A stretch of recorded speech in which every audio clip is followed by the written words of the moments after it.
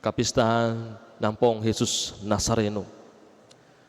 Ngayon naman sa darating ng January 19, tayo mga Pilipinos, we still continue to accept ang blessing ng Diyos sa karangalan ng kapistahan ng ating patron na si Santo Niño. Palakpan po natin po ang blessing na ito. So malaking event po ito, hindi lamang ito ay religious activity sa Pilipino, ngunit higit sa lahat ito po ay grasya na ipinakita ng Diyos para sa ating lahat.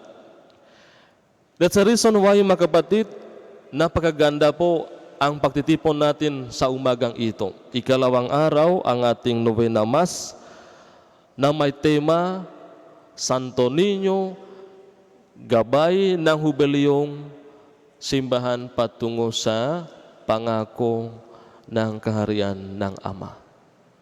Jubilee Year. Ang tema po sa taong ito, Jubilee Year, ay taon ng pag-asa. At para malaman din po ninyo, ang Jubilee, ibig sabihin ay panahon ng pagpapalaya. Okay. Kaya mahalaga po ang gospel natin sa umagang ito. Ipinakita para sa atin ni Juan ang kanyang tunay na paglilingkod. Mga kapatid, sa totoo lang, tinuturuan tayo ng mundo na dapat tayo ay laging bida.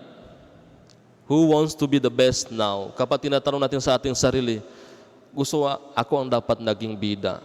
Ako ang dapat nasa unahan. Ako ang dapat laging bigyan ng attention. So sa lahat ng mga desires natin as a human being, hindi talaga mawawala po yun. Hanggang sa wakas. Yan po ang turo ng mundo. Pero bakit makaiba po ang turo ng gospel sa umagang ito sa pamagitan ng paglilingkod ni Juan Bautista? Hindi ako ang propeta. Hindi ako ang pare. Sino po ba si Juan? Dinideclare niya po ang kanyang sarili bilang tagapaghanda. Tagahanda lang po siya. Siya po isang alipin. Kaya para sa atin, mga kapatid sa Kristo, ang kapistahan ng ating mahal na Santo Niño, ang mensahe po dito ay napakaliit tayo sa harap ng Panginoong Diyos. Kahit ganong kataas ang posisyon natin dito sa mundo, pero napakaliit tayo, napakahina sa paningin ng Diyos. That's the reason why, mga kapatid, ang kapistahan ng Santo Niño nasa ilalim ng mensahe, tayong lahat ay anak ng Diyos. Hindi tayo ang mga ama ng Diyos. Tayo po ay mga anak ng Diyos. At tinan po natin ang ating refleksyon mula sa araw ng Pasko ng Panginoong Diyos. Isugo niya ang kanyang anak na nakahiga pa sa sapsaban. At ngayon, ito po ay malaking aral para sa atin. Tinuturuan tayo ni Kristo kung gaano kalalim ang ating pagsunod kay Kristo sa pamamagitan ng ating humility, tulad ng mga bata. Mga kapatid sa Kristo, si Juan Bautista ayon sa gospel, sabi niya, walang tatanggapin ang tao malibang ipakalob sa kanya ng Diyos. Pinuri niya si Kristo. Hindi niya sinabi, maliit lang po siya. Ako mas mabait ako. Siya'y masungit, siya'y madaldal, siya'y kuripot. Hindi. Pero sinasabi niya, mas dakila siya. Mas power siya. Ang hamon para sa ating sarili ngayon ay, kapag ikaw po ay isang alipin ng Diyos, ano po ang palagay niyo sa sarili mo? How to express your identity bilang alipin ng Diyos? Tinataas mong sarili mo? O sabihin mo ng totoo, ano po ba ang meron? Bakit nandito ako? Ano po ba ang posisyon ko?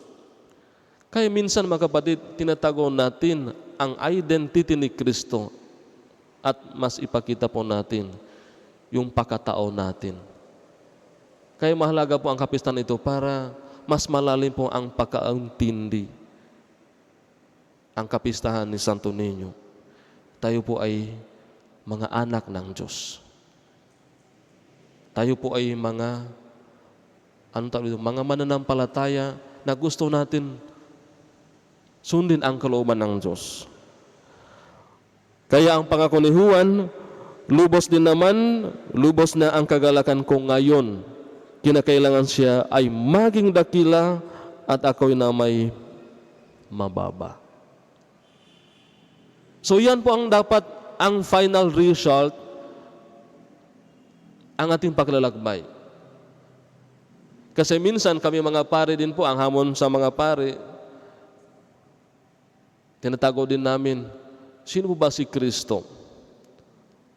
Alam niyo, mas sikat po ang yung mga pare. Ay, ang bait ni Father, ang sikat ni Father, may palakpak pa, ganun.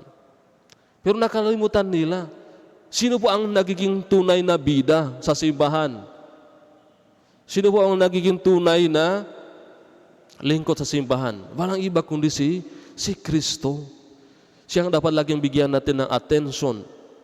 Hindi yung pare, even mga officers. So ito po ang hamon para sa ating lahat. Si Kristo ang dapat pinakasentro at pinakarurok ang ating paglalakbay. Kaya yan din po sana ang mensahe para sa ating sarili.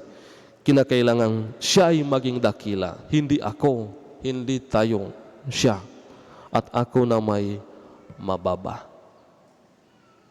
Pagpalain tayong lahat ng Diyos. Amen.